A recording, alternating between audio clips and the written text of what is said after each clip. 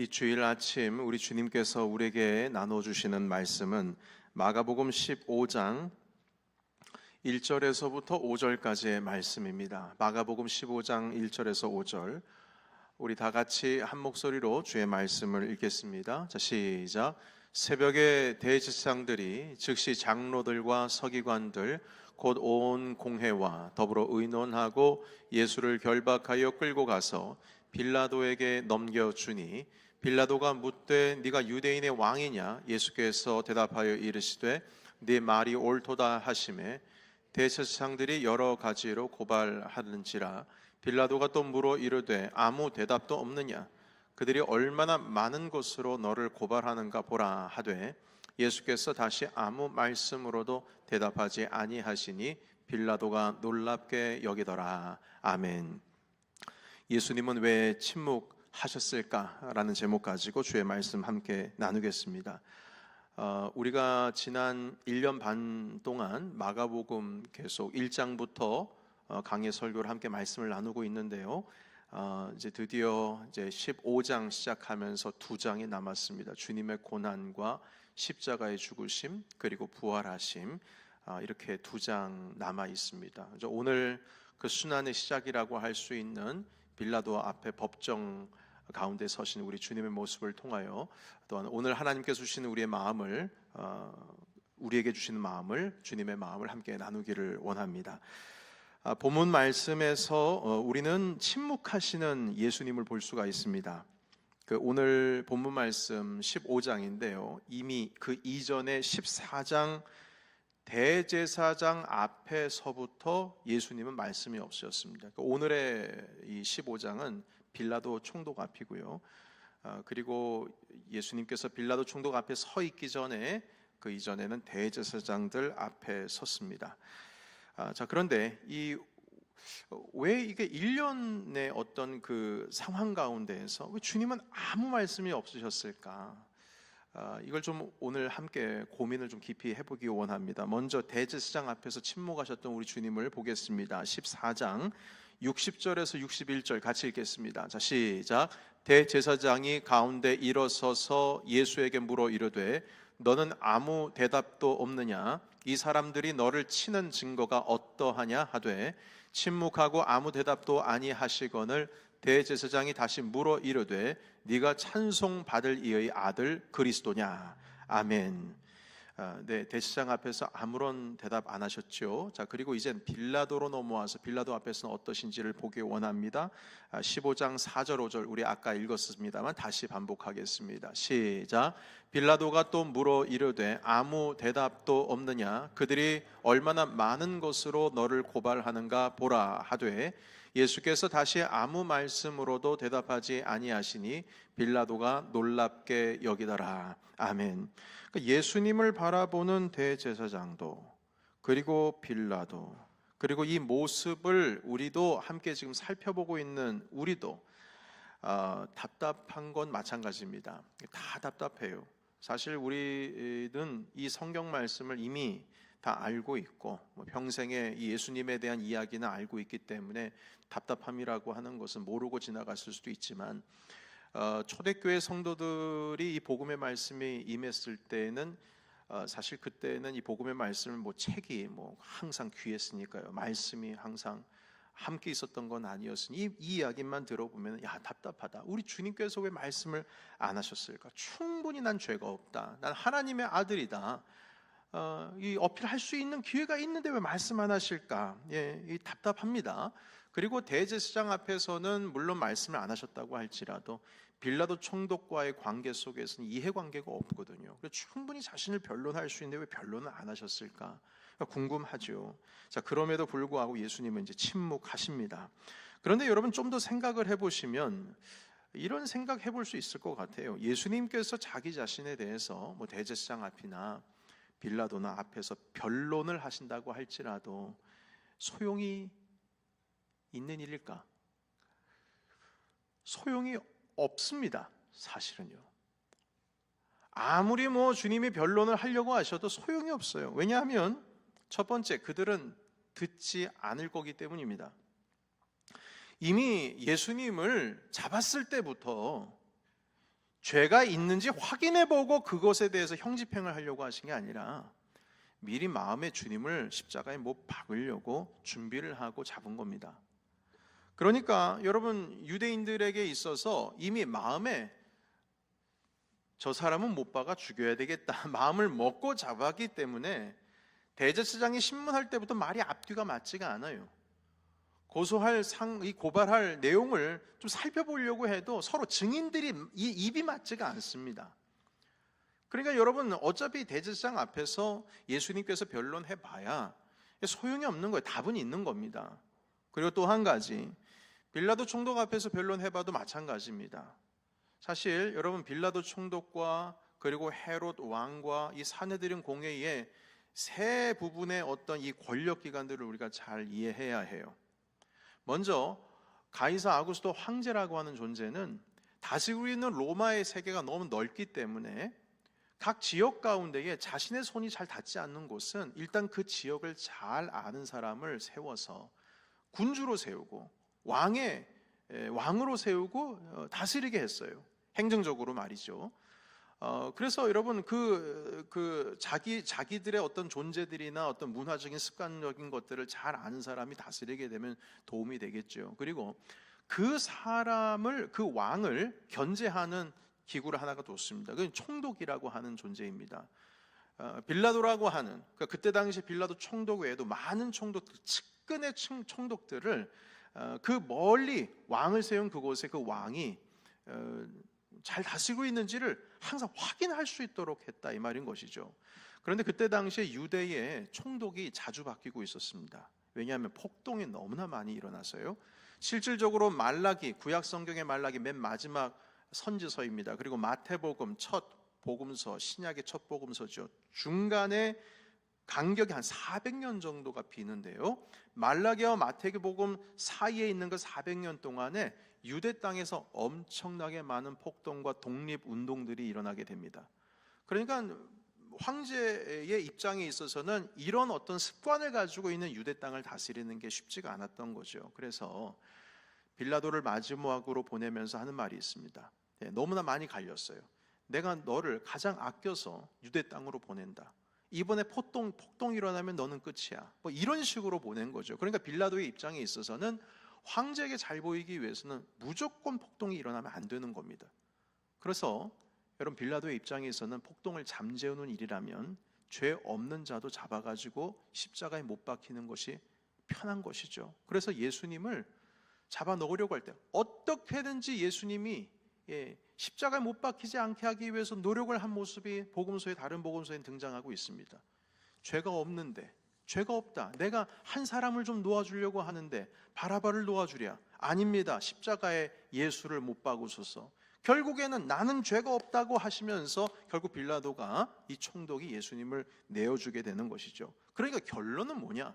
예수님은 십자가에 못 박히게 되어 있습니다. 이런 상황에서 주님께서 변론을 한들 그게 소용이 있겠습니까? 그래서 주님께서는 침묵하셨는지도 모릅니다. 두 번째는 여러분, 이 사람들에게 예수님께서 당신이 하나님의 아들이라고 하는 것을 이해시켜봐야 뭐 하겠습니까? 여러분, 사실 예수님께서는 당신이 하나님의 아들이라는 사실은 수많은 표적은 사인입니다. 사인을 통해서 내가 하나님의 아들이라는 것을 나타내 보이셨어요. 여러분, 지난 마가복음의 말씀과 이적들과 주님께서 나는 인자다, 다니엘서 7장에 등장하는 그 인자다 말씀하시면서 수많은 기적들, 선지자들이 메시아가 오면 이런 일이 일어날 것이다 라고 하는 수많은 기적들을 다 보여주셨지 않습니까? 그런데도 불구하고 믿지 않았잖아요. 근데 이 사람들을 이해시켜서 뭐 합니까? 왜냐하면요, 여러분, 이 사람들은 이해가 된다고 할지라도 받아들이지를 않을 뿐더러 혹시 예수님께서 하나님의 아들이다, 이걸 사람들이 다 이해해서 우리가 잘못을 저질렀구나, 우리 예수님을 십자가에 못 박히는 것, 이것은 우리가 잘못한 것이구나, 만약 그래가지고 십자가의 희생을 주님께서 감당하지 못하도록 어느 누군가가 막았다면, 빌라도가 막았다면, 대제사장이 막았다면, 여러분, 그렇다면 구원의 섭리는 어떻게 되는 겁니까? 주님이 십자가에 돌아가셔야 우리의 죄가 용서받고 회복이 되는데 그 십자가를 안 지게 되면 어떻게 되는 거예요? 그러니까 여러분, 주님께서 당신을 시킬 이유가 없는 겁니다.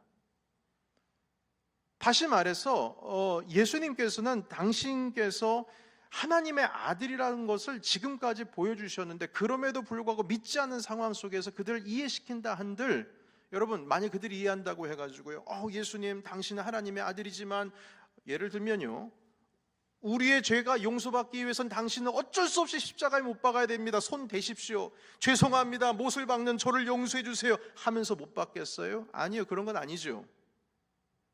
주님께서는 십자가를 지셔야 해요. 하나님의 계획하신 가운데 끌려가셔야 됩니다. 그래서 주님은 침묵하셨습니다. 여러분, 패션 오브 크라이스트라고 하는 영화가 있습니다. 기억나십니까? 2000년대 초반에 헐리우드 영화로 나왔지요. 멜 깁슨이라고 하는 영화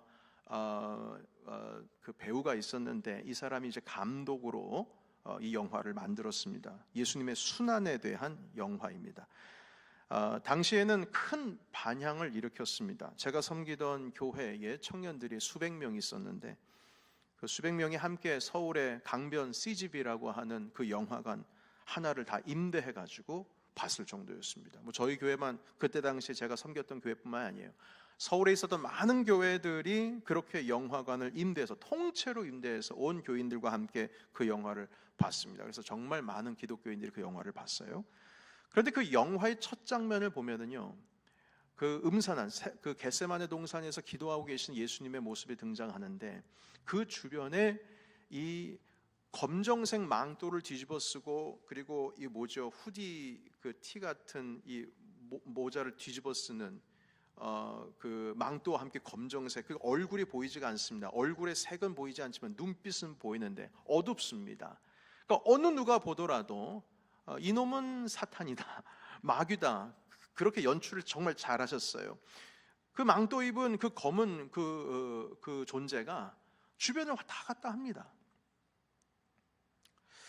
여러분, 그런데 이 존재가 언제 등장하냐면, 예수님께서 겟세마네 동산에서 잡히실 때, 그리고 유다가 그 예수님을 그 팔아넘기려고 하는 그 순간 가운데, 그리고 예수님께서 잡혀가실 때, 그리고 고난당하실 때, 십자가에 못 박히실 때, 그 존재가 보일락말락 하면서 그 어둠의 존재가 곳곳에 등장하고 있어요. 여러분, 결국 예수님께서 십자가에 못 박히는 순간 하나님의 아들이 드디어 저주받게 되고 죽게 되는구나, 사단의 지금 계획 가운데 움직이는 것처럼 그 영화가 진행이 되고 있다는 겁니다. 그래서 이 사단이 이제 희열을 느끼는 것이죠. 그런데 그것도 잠시, 예수님께서 운명하시는 순간 사단이 깨달은 거예요. 내가 지금 이긴 게 아니라 패배한 거구나. 이긴 것이 아니라 내가 죽게 생겼구나. 이 사단이 그거를 깨닫고 울부짖으면서 통곡하면서, 그리고 그 어둠의 존재가 사라지는 것을 보게 되는 것이죠. 여러분, 예수 그리스도의 십자가의 죽음이 사탄, 그 악이라고 하는 그 존재가 승리하는 거로 알고 있었는데, 패배할 것이라고 하는 것은 미처 생각하지 못했어요. 주님께서 죽음 권세를 이기시고 부활하실 때에 이미 사단은 진 겁니다. 그렇지만 그 영화 전체 가운데 있어서 그리스도께서 순환을 당하신 동안에 사단은 자기의 계획대로 모든 것이 잘 진행된다라는 것에 마음에 안도하고 있었죠. 여러분, 결국 모든 것을 선으로 이루시는 분은 하나님이십니다. 베드로가 부인을 하고 있었고, 제자들이 예수님을 부인하고 도망가 버리고, 가룟 유다가 예수님을 팔고 예수님의 고통을 당하고 십자가에 달리시는 것은 선한 일입니까? 악한 일입니까? 그걸 누가 선한 일이라고 했어요? 선한 일 아닙니다. 그거 악한 일입니다. 주님께서 배반당하시는 것이 선한 거예요? 주님께서 십자가에 못 박히시기 전에 채찍 맞으시는 것이 선한 일입니까? 아닙니다. 그건 악한 일입니다. 악이 승리하는 것처럼 보이고, 분명히 악이 막 기세 등등해서 일어나는 것처럼 보입니다. 그러나 결국 하나님께서는 그 악함조차도 사용하셔서 모든 것을 선으로 바꾸십니다. 십자가가 승리하신 거예요. 예수 그리스도께서 승리하신 것이라는 겁니다. 악이 이루어지고 악이 승리하는 것처럼 보이지만 결국에는 그 악함 때문에 오히려 하나님의 선함과 하나님의 섭리가 빛을 발하고 드러나게 되는 것이죠. 정말 놀라운 아이러니입니다. 그래서 여러분, 무조건 악을 막는 것 자체가 중요한 게 아닙니다. 말씀드렸잖아요. 십자가가 없으면 부활이 없습니다. 예수님께서 말씀하셨습니다. 베드로가 이랬어요. 주님, 결코 주님을 부인하지 않습니다. 결코 주님 잡혀가도록 내버려 두지 않겠습니다. 내가 죽을지언정 주님을 그렇게 내버려 두지 않겠습니다. 여러분, 이 대답은 선한 겁니까? 악한 겁니까? 선한 거죠. 그러나 주님 말씀하십니다. 사탄아, 뒤로 물러가라. 네가 사람의 일을 생각하는도다. 사람의 일을 생각하는도다. 예수님께서는 그 일을 사단의 일이라고 말했어요. 내 뒤로 물러가라. 하나님께서 이루시는 뜻을 왜 네가 막느냐? 주님 그렇게 말씀하셨습니다. 여러분, 그래서 악을 막아야 선한 것이다. 여러분, 그게 중요한 게 아니라는 거예요. 더 중요한 것은 무엇이냐면 악을 막는 것이 중요한 것이 아니라 하나님의 뜻이 이루어지는 과정과 하나님의 섭리 가운데에 내가 이끌려가고 그 섭리 가운데 내가 서 있는 것이 중요하다는 겁니다. 여러분, 이때에 우리 하나님의 침묵과 예수님의 침묵은 이 모든 아이러니를 설명하기에 가장 좋은 방법입니다. 말이 없는 거. 이걸 뭐 어떻게 설명하겠어요? 예수님의 침묵하심으로 악한 것이 승리하는 것처럼 보이지만, 왜냐하면 침묵하시니까 계속 맞고 끌려가고 십자가에 달린 거 아닙니까? 그러나 그것은 결국 하나님의 섭리가 승리하는 과정이었습니다. 예수님께서 십자가에 침묵하심으로 사단의 계획이 완성되어지는 것처럼 보이지만 결국 사단의 존재가 완전히 파멸되는 순간인 것입니다. 그렇게 예수님은 사단을 침묵으로 이기셨습니다. 여러분, 하나님은 요셉이 이집트로 노예로 팔려가는 과정 속에서 침묵하셨습니다. 네가 팔려가는 이유는 이러이러하기 때문에 팔려가는 거야. 그 why, 왜라는 것에 대해서 주님은 절대 말씀하지 않으세요. 가만히 있으십니다. 그냥 주님께서 요셉과 함께 하셨다, 요 말만 있지, 요셉아 좀만 참아라, 네가 거기 내려가는 이유는 이제 좀 얼마 지나면 네가 총리가 되기 위함이야, 아무 말씀, 이런 말씀 안 하세요. 좀 그거 좀 말씀해 주시면 내가 좀 견디기도 쉬울 텐데 말씀 안 하십니다. 침묵하십니다. 하나님은 아무런 잘못이 없는 다윗이 사울을 피해서 광야로, 황무지로, 동굴로, 아둘람 굴로 도망 다닐 때, 그 십수년의 도망자의 인생을 살았을 때 주님께서는 왜 네가 도망가야 하는지를 가르쳐주지 않으셨어요. 침묵하셨습니다. 하나님은 아브라함에게 아들을 약속하셨는데, 자손을 약속하셨는데, 너의 자손이 저 하늘의 별처럼 많아질 것이다. 주님께서는 그렇게 약속하셨음에도 불구하고 25년간 침묵하셨어요. 희한하죠? 25년간 아무 말씀하지 않으셨어요. 침묵하신 이유를 말씀하지 않으십니다. 다 침묵입니다. 여러분, 그러나 놀라운 것은 이렇게 우리 하나님께서 침묵하시는 동안 하나님의 계획은 선하게 이루어져 가고 있었습니다. 요셉이 팔려가는 순간 그것은 악한 일로 보여지지만 하나님의 섭리 가운데 그가 회복이 되며 이스라엘을 회복시키고 총리가 되는 과정이었던 거예요. 아브라함이 25년 동안 침묵하시는 가운데 본인은 불안하죠. 요셉도 불안할 겁니다. 다윗도 불안할 거예요. 그러나 다윗은 그 침묵 가운데 하나님과 더욱더 가까워지는 시간을 갖게 됩니다. 아브라함은 믿음의 조상으로서 하나님께서 침묵하신 동안 그 25년 동안 그의 믿음은 더 성장하고 있는 중이었습니다. 결국에는 어떻게 생각합니까? 나중에서야 하나님께서 나와 함께 하셨구나, 그때 깨닫는 겁니다. 요셉도 나중에 형님을 만나고 나서 주님께서 당신은 나에게 악을 행하셨지만 주님께서는 그것을 선으로 바꾸셨어. 이스라엘 우리 민족을 주님께서는 온 세상을 살리셨습니다. 하나님께서 우리와 함께 하셨고 주님께서 인도하신 것입니다. 그걸 그제서야 깨닫습니다. 아, 하나님이 나를 인도하시는 것이었구나. 아, 하나님께서 결국 이루시는구나. 주님께서 약속하신 것을 주님께서 이루셨구나. 아브라함이 나중에 그것을 믿음으로 고백하게 됩니다. 아, 모든 것이 주님의 손 안에 있구나. 여러분, 그래서 하나님께서 침묵하실 때 우리가 괴롭긴 하죠. 답답하니까요. 그러나 너무 극단적으로 괴로워하실 필요가 없습니다. 왜냐하면 우리가 주님 안에 있는 한 주님께서는 그 침묵이라고 하는 과정 속에서 당신의 뜻을 우리에게 이루어가고 계시기 때문입니다. 예수님께서는 침묵을 통하여 당신이 하나님의 아들이란 것을 증명하셨습니다. 십자가에서 아무 말씀 안 하셨어요. 백부장이 네가 하나님의 아들이거든 당장 내려와, 그럼 내가 믿어줄게. 안 내려오셨어요. 말씀 안 하셨습니다. 그리고 그 십자가에 결국 침묵하심으로 인하여서 돌아가시고 그것을 통하여서 당신이 하나님의 아들이라는 걸 증명하셨어요. 사람들이 수많은 기적을 보더라도 믿지 않습니다. 더 보여주세요. 증거를 보여주세요. 사인을 보여주세요. 주님 말씀하십니다. 내가 이만큼 보여줬는데 아직도 안 믿느냐?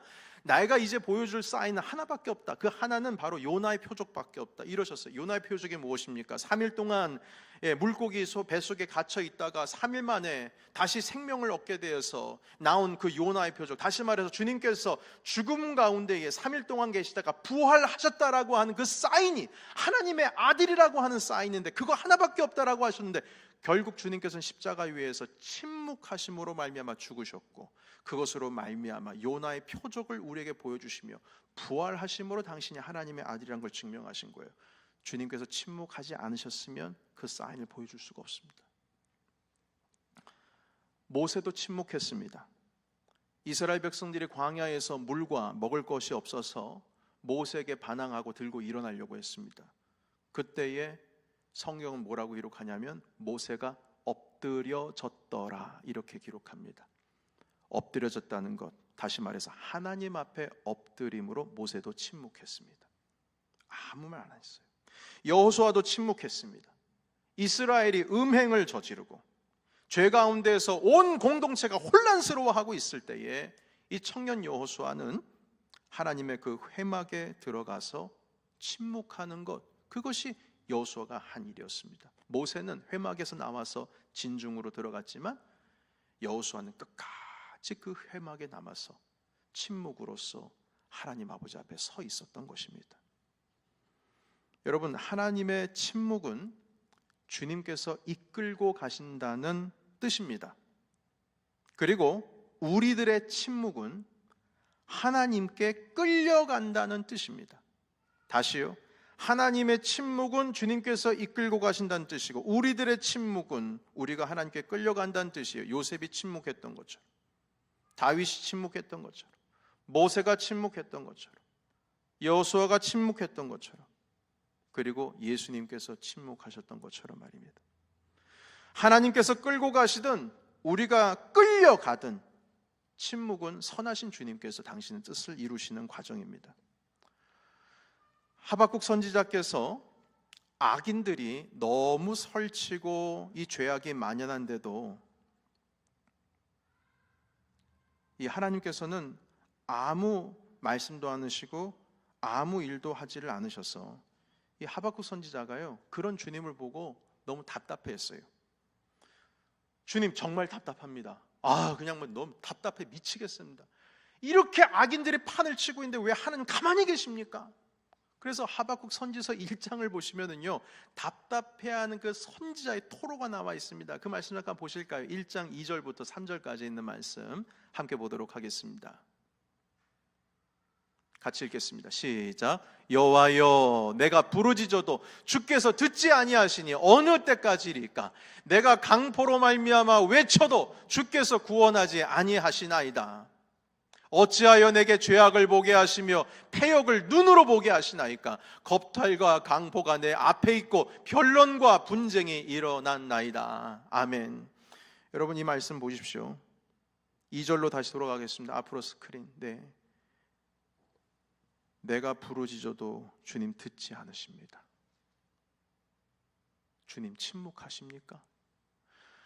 언제까지 이러시겠습니까, 주님? 막 애통해하는 심령이 느껴지지 않습니까? 내가 강포로 말미암아 하나님께 외쳐도 왜 주님 나를 구원해 주지 않습니까? 3절로 보십시오. 여기에 단어나 문장 가운데 보시게 되면 정말 답답하게 만드는 단어와 문장들이 있습니다. 뭐 강포, 겁탈, 구원하지 않는다. 3절에 보시게 되면 죄악을 보게 하시고 폐역을 보게 하십니까? 예, 변론, 분쟁 계속 끊이지 않습니다. 이런 단어들이 등장을 하지요. 자, 그때 주님께서 답을 하십니다. 5절에 있는 말씀, 1장 5절 함께 읽겠습니다. 시작. 예수께서 이르시되 너희는 여러 나라를 보고 또 보고 놀라고 또 놀랄지어다.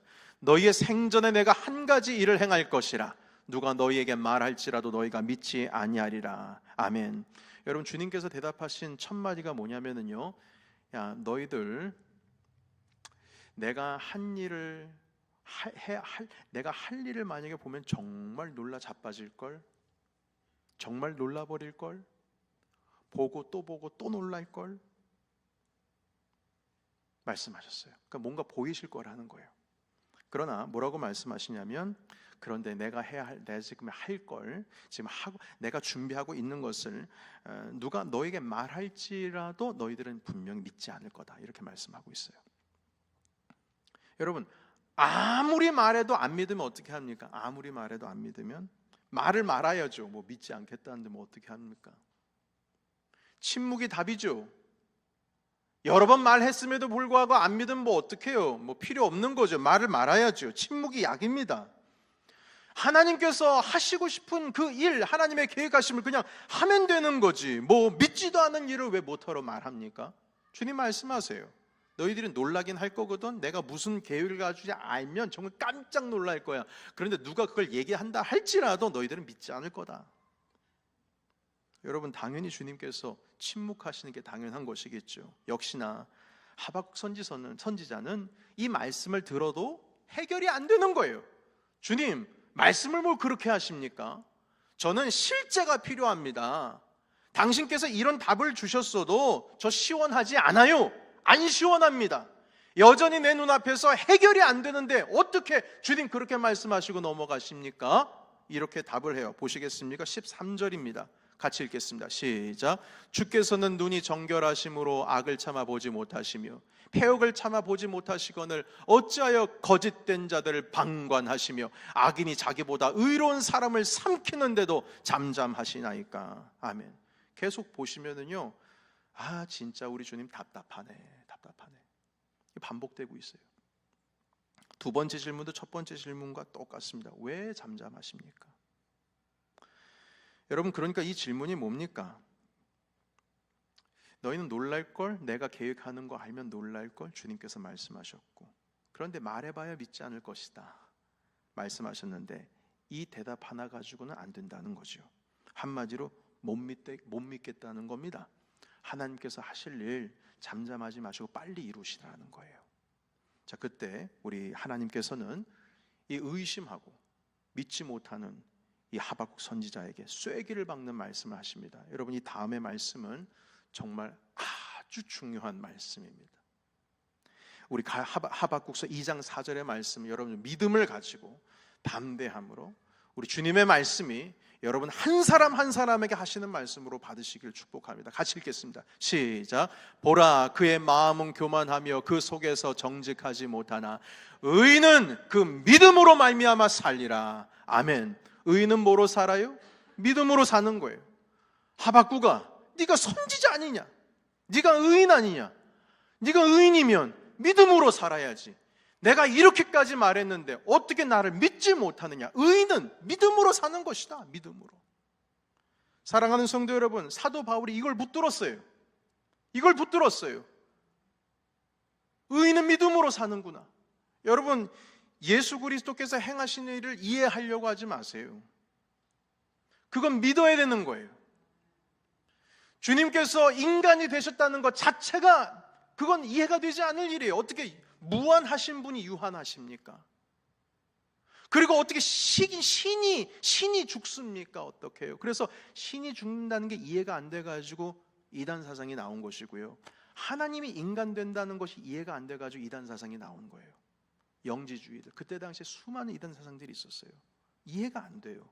그건 이해할 게 아니고요. 믿어야 될 일이에요. 의인은 믿음으로 산다.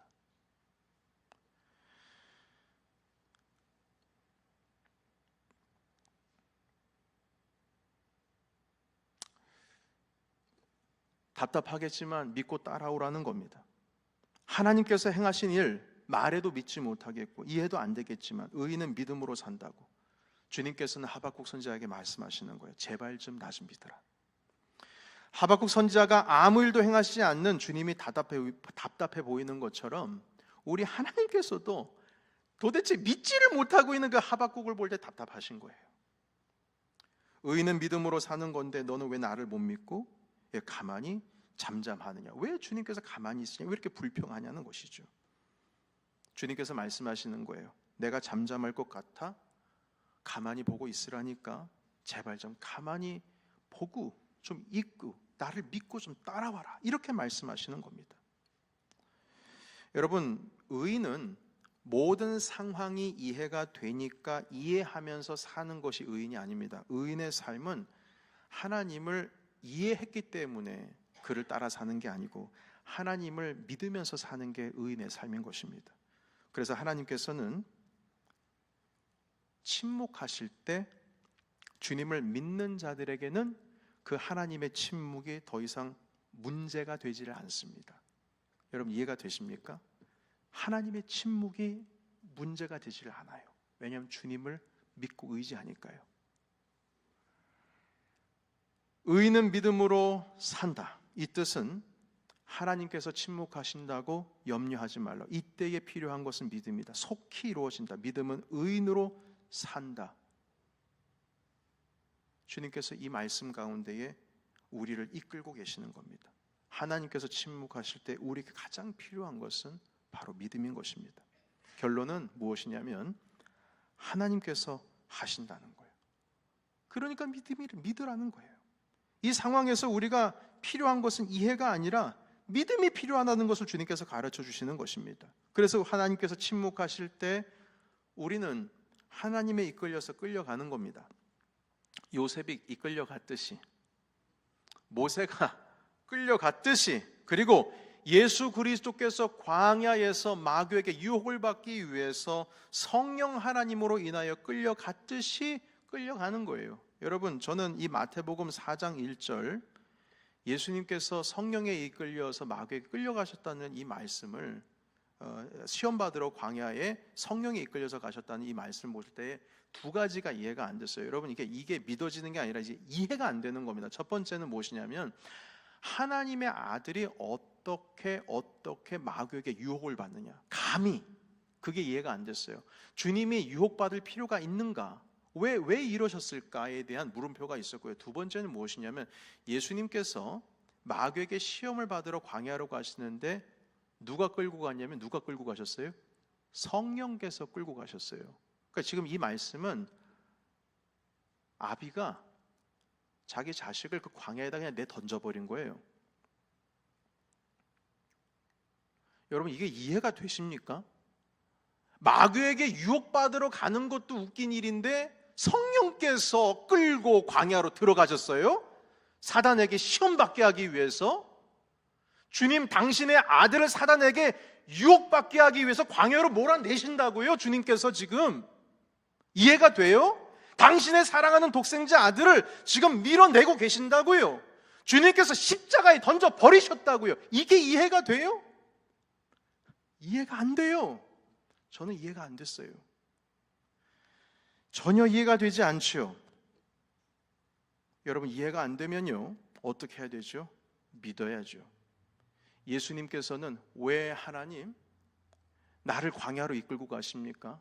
내가 뭘 잘못한 게 있어서 40일 동안 금식하게 하시고 사단에게 이런 가짜는 시험 받게 하십니까? 자존심 상하게? 그런 말씀 안 하셨어요. 그냥 성령 하나님께 이끌려 갔어요. 왜냐? 하나님을 믿으니까요. 나의 아버지를 믿으니까요. 여러분, 하나님의 아들이 어떻게 죽어요? 이게 말이 돼요? 하나님의 아들이 죽는다, 신이 죽는다, 이건 그리스 철학으로서 그때 당시에 있었던 사람들의 생각으로는 이해가 되질 않아요. 신이 죽는다는 것이 있을 수가 없거든요. 예수님도 힘들었어요. 하나님을 쫓아가는 삶이 쉽지 않았습니다. 그게 어디서 등장한 줄 아십니까? 겟세마네 동산 위에서 기도하실 때 다 드러나요. 땀방울이 핏방울이 되도록 기도하셨잖아요. 사투하시면서 기도하신 거예요. 본인도 힘드니까. 주님의 뜻은 이 고난의 잔을 받아서 내가 십자가에 달려 돌아가는 것이 주님의 뜻인데 이걸 감당하기가 너무 어려운 거예요. 그래서 주님께서 뭐라고 말씀하세요? 아버지, 할 수만 있거든 이 고난의 잔이 내게서 지나가게 하옵소서. 그냥 지나가게 하옵소서. 기도하지 않습니까? 우리 하나님 아버지가 이해가 안 되는 거예요. 그래서 주님께서 마지막에 뭐라고 말씀하시니까 십자가에서 돌아가시 그 직전에 뭐라고 말씀하시면 엘리 엘리 라마 사박다니 하셨어요. 이 뜻은 무슨 뜻이냐면 나의 하나님 어찌하여 나를 버리시나이까? 어찌하여? 주님도 이해가 안 돼요. 어찌하여 나를 버리시나이까? 그러나 예수님께서는 결국에는 도살장에 끌려가는 어린 양처럼 아무 말씀이 없으셨어요. 이사야 선지서 53장에 있는 말씀처럼요. 그리고 이렇게 고백하셨어요. 아버지요, 아버지의 뜻이거든 아버지의 뜻대로 하옵소서. 내가 이 고난의 잔을 받아들겠나이다. 여러분, 믿지를 못하면 이해가 되지 않으면 어떻게 된다고요? 믿어야 되는 거예요. 예수님은요, 아버지의 뜻이니까 그냥 믿으며 가는 겁니다. 엘리 엘리 라마 사박다니 이해가 안 돼. 어찌하여 나를 버리시나이까? 그렇지만 주님께서 이끌려 가신 거예요. 침묵으로 그 십자가 위에서 마지막으로 우리 예수 그리스도께서 남기신 한마디의 말씀 무엇이냐면 다 이루었다, 이것이었습니다. 다 이루었다. 그러니까 하나님께서 하신 거예요. 이해가 되지 않지만 아버지의 뜻을 순종함으로 말미암아 내가 다 이루었다. 예수님은 침묵하신 하나님께 침묵으로 이끌려 가시면서 결국 다 이루신 것입니다. 그리고 우리의 죄를 사해 주셨죠. 사랑하는 성도 여러분, 우리 주님께서 침묵하실 때는 우리가 주 안에만 있다면 우리는 주님께서 우리를 끌고 가시는 겁니다. 그리고 그 침묵하신 주님 앞에서 우리가 침묵한다면 우리는 이끌고 가신 주님께 순종해서 끌려가는 겁니다. 한 선교사님께서 모함을 받으셨습니다. 동료 선교사님 한 분이 그 선교사님을 시기하고 질투해서 주변 사람들에게 사실이 아닌 이야기를 크게 과장해서 이야기를 했었어요. 그러니까 여러분, 선교사들 사이에서도 이런 일들이 말도 안 되는 정말 일들이 일어나고 있나 봅니다. 그런데 제가 들은 이야기예요.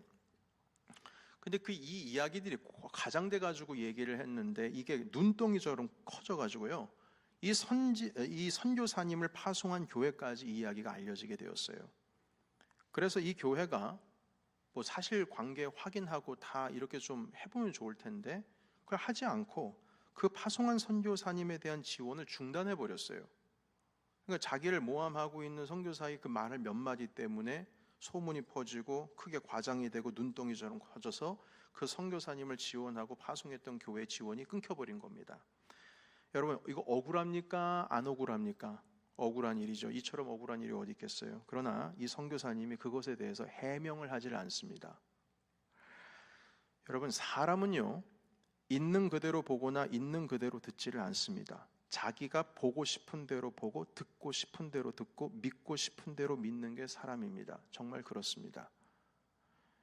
여러분, 가까웠던 사람이 조금 실수하거나 조금 부족한 것은 그냥 넘어갈 수 있습니다. 가깝고 내가 좋아하고 나랑 친밀했던 사람이 좀 실수하면 넘어갈 수 있어요. 충분히 이해합니다. 여러분, 왜냐하면 이해가 되어지거든요. 이유는 모르겠지만 그냥 이해가 되어져요. 뭐 실수할 수도 있지, 뭐 그럴 수도 있지, 넘어갈 수 있어요. 그러나 그 가까웠던 사람이 멀어지고 뭐 때문인지 모르겠습니다만 만약에 원수지간이 되면요, 작은 실수가 작은 실수로 남지 않고 큰 실수가 됩니다. 그러니까 그걸 볼 때 작은 실수인데 큰 실수로 보게 돼요. 희한하죠? 사람이 마음이 바뀌면 작은 실수인데 큰 실수가 돼요. 부족한 것은 도저히 용납할 수 없는 일이 됩니다. 심지어 과거에 자기가 용납하고 자기가 한번 봐주고 그냥 넘어갔던 그 작은 실수까지도 이미 용납이 되었음에도 불구하고 그렇게 이미 끝나버린 일도 관계가 틀어지게 되면 나중에 그 자기가 용납했던 그 일을 가십거리로 만듭니다. 원래 옛날에 말이야, 옛날에 그랬어. 제가 원래 그랬다니까. 그리고 그게 비난거리가 돼요. 그 작은 일을 커다랗게 얘기를 해서 비난거리가 됩니다. 본인이 과거에는 이미 용납을 해버렸으면서.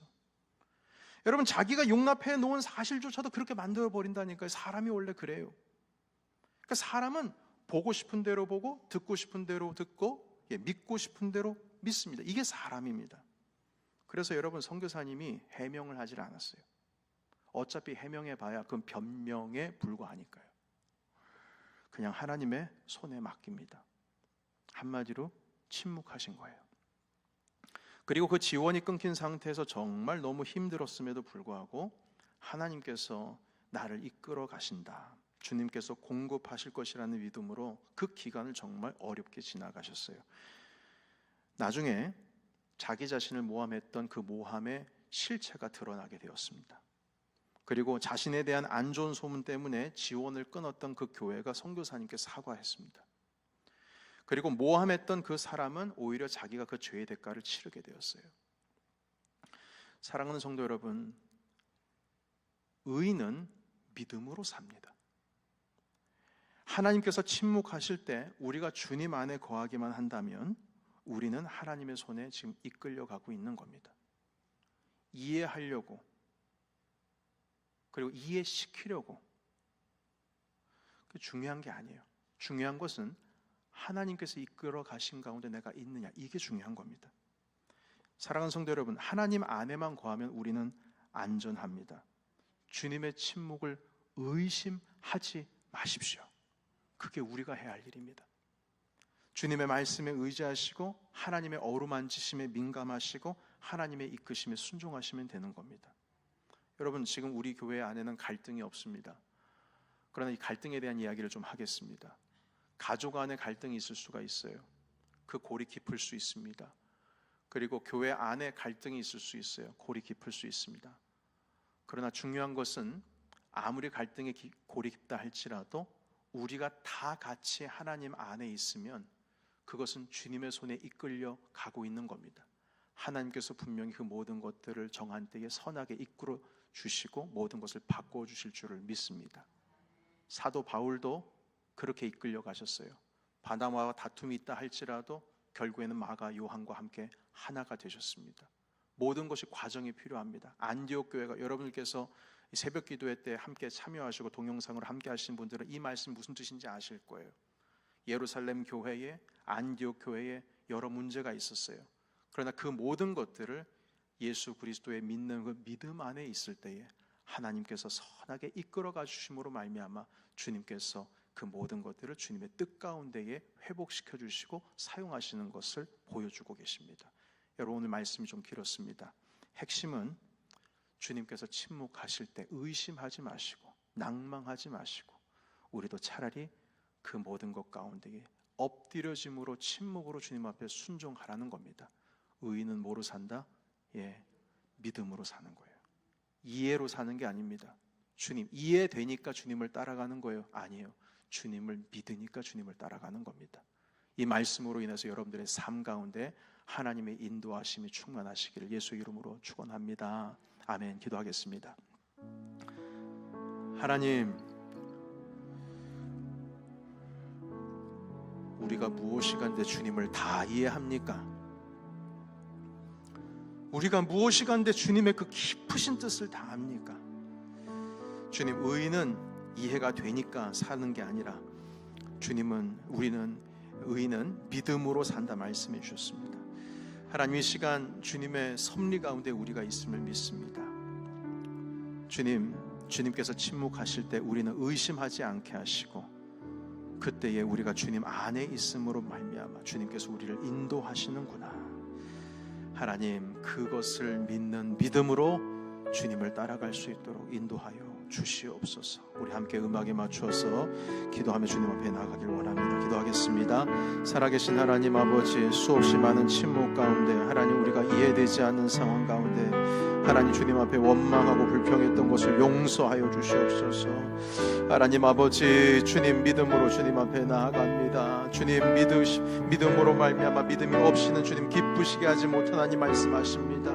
주님께서 살아계셔서 역사하시고 이곳 가운데 우리와 함께 하시며 우리에게 상 주시는 힘을 믿어야 할지니라. 하나님 그 말씀을 의지하며 나아갑니다. 이 자리 가운데 주여 우리와 함께하여 주시옵소서. 주님의 뜻을 이루어 주시옵소서.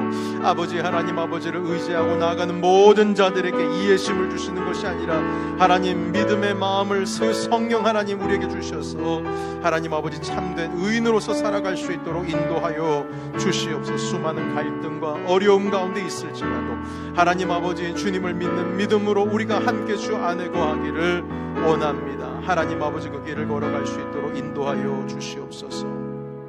하나님 이 자리 가운데에는 하나님 앞에서 주님이 침묵하셔서 참 답답하게 하나님 그리고 참 마음이 어렵게 살아가시는 분들이 있습니다. 주님 먼저 그들의 마음을 위로하여 주시고 주님께서 이 시간 보듬어 주시옵소서. 친히 안아 주시옵소서. 위로하여 주시고 하나님 요셉에게 허락하셨던 것처럼 다윗에게 허락하셨던 것처럼 아브라함에게 허락하셨던 것처럼 모세와 여호수아에게 허락하셨던 것처럼 그리고 예수님께 허락하셨던 것처럼 주님께서 이끌어가 주시옵소서. 우리는 믿음으로 주님 순종하며 나가겠습니다. 의인은 이해해서 사는 게 아니고 믿음으로 산다 하셨습니다. 주님을 따라 살아가는 인생 눈에 보이진 않지만 이해가 되지 않지만 주님께서 침묵하셨지만 우리도 침묵하며 유의 주님께 순종하며 나아가게 하옵소서. 하나님 주님의 뜻이 하늘에서 이루어진 것처럼 우리의 삶 가운데도 이루어지기를 간절히 원하나이다. 예수님의 이름으로 기도하옵나이다. 아멘.